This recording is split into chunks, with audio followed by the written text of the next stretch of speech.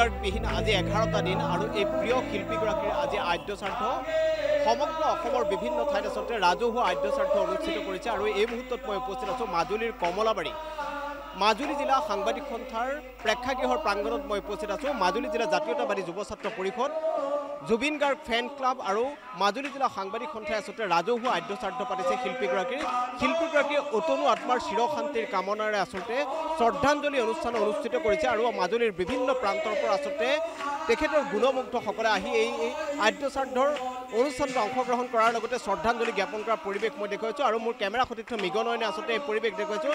নাম কীৰ্তন কৰা হৈছে আৰু তেখেতৰ আদ্য শ্ৰাদ্ধ উপলক্ষে এনেধৰণে আচলতে তেখেতৰ অতনু আত্মাৰ চিৰশান্তি কামনা কৰা হৈছে আৰু মই পোনে পোনে এই নাম কীৰ্তনৰ মাজলৈ যাব বিচাৰিছোঁ।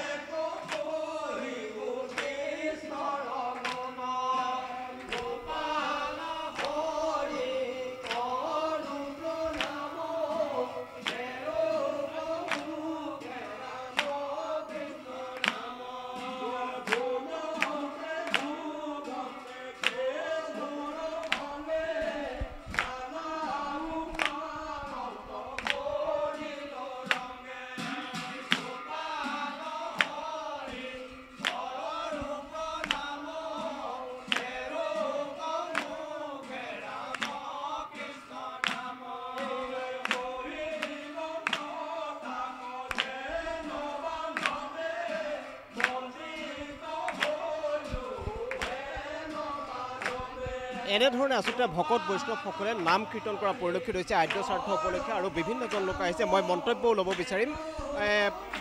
মই আপোনাৰ ওচৰলৈকে আহিব বিচাৰিছোঁ। আচলতে প্ৰাণৰ শিল্পীগৰাকী আজি আমাৰ মাজত কায়িকভাৱে নাই, কিন্তু দেখা পোৱা গৈছে আচলতে জুবিন গাৰ্গৰ যে এই অৱৰ্তমানত আচলতে সকলো মিৰমান হৈ পৰিছে, সকলোৰে চকুত চকুলো আৰু এই শিল্পীগৰাকীৰ যি অপূৰণীয় ক্ষতি বুলি ক'ব লাগিব, জাতিটোৰ কাৰণে ক্ষতি আৰু আজি মাজুলীতো এনেধৰণে আদ্য শ্ৰাদ্ধ পতা অনুষ্ঠিত। আচলতে কেতিয়াও সপোনতো ভবা নাছিলোঁ আজি এজন আমাৰ অসমৰ হিয়াৰ আমঠু জুবিনদাৰ আদ্য শ্ৰাদ্ধ আজি আমি এনেকৈ সামূহিকভাৱে পাতিবলগীয়া এটা হ'ব।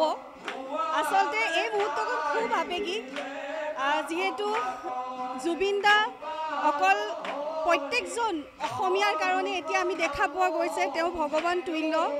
আমিতো ভগৱানৰ এটা অৱতাৰ বুলিয়ে ক'ব লাগিব, যি জুবিনদাৰ মানৱীয়তা কেৱল তেওঁ গানৰ মাজতে নিজৰ সীমাবদ্ধ ৰখা নাছিলে, তেওঁৰ গানৰ যোগেদি এটা বিপ্লৱী অসমীয়া সমাজক জাতিক জগাই তুলিছিলে। লগতে তেওঁৰ যি কবিতা, তেওঁৰ যি প্ৰত্যেকটো শব্দ, এটা এটা শব্দই যেন আমাৰ হৃদয়ত এনেদৰে চাপ বহুৱাইছে যেন প্ৰত্যেকটো মুহূৰ্তই আমি জুবিনদাৰ বাবে এতিয়া হাহাকাৰ।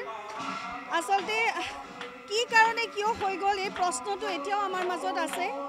যদি জুবিনদা হয়তো জীয়াই থাকিলেহেঁতেন আমাৰ লগত, হয়তো আমাৰ অসমীয়া জাতিটো, অসমীয়া সংস্কৃতিটো আৰু বহুত ক্ষেত্ৰত আগুৱাই গ'লহেঁতেন। হয়তো মোৰ এতিয়া নিজৰ ব্যক্তিগত অনুভৱ, হয়তো আমি ক'ৰবাত থমকি ৰৈ গ'লোঁ, হয়তো আমি যেন যিমানখিনি আগবাঢ়ি যাব লাগিছিলে আমাৰ অসমীয়া জাতিটো ক'ৰবাত নহয় ক'ৰবাত জুবিনদা নাই, সেই অভাৱটো আমি সদায় অনুভৱ কৰিব লাগিব।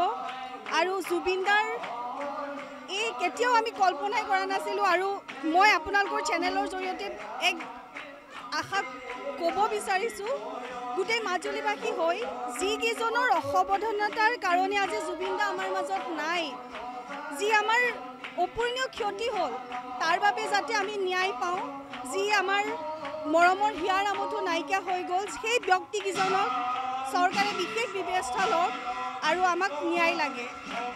নিশ্চয়কৈ আচলতে এয়া হৈছে জুবিনদাৰ অনুৰাগী আৰু মই এনেধৰণে দেখুৱাইছোঁ প্ৰত্যেকজনে আজি শোকত ম্ৰিয়মান হৈ পৰিছে আৰু জুবিনদাৰ যি এই মৃত্যুৰ ঘটনাক আচলতে অসমবাসীয়ে সহজভাৱে কোনেও ল'ব পৰা নাই আৰু সকলোৱে আচলতে দাবী উত্থাপিত কৰিছে যে এই মৃত্যুৰ তদন্ত হ'ব লাগে, এটা উচিত তদন্ত হ'ব লাগে। মই আপোনাৰ ওচৰলৈকে আহিব বিচাৰিছোঁ।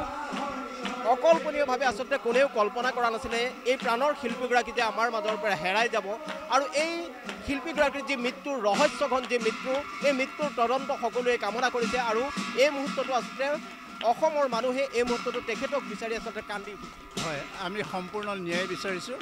আমাক ন্যায় লাগে, উপযুক্ত ব্যক্তিক শাস্তি প্ৰদান কৰিবৰ কাৰণে আমি দাবী জনাইছোঁ। এই আমাৰ প্ৰাৰ্থনা। আজি আমি তেখেতৰ আদ্য শ্ৰাদ্ধৰ দিনা আমি সকলোৱে একগোট হৈ তেখেতৰ আত্মাৰ সদগতি কামনা কৰিছোঁ আৰু ন্যায়টো আমাৰ অতিকে প্ৰয়োজন। আমাৰ ন্যায়টো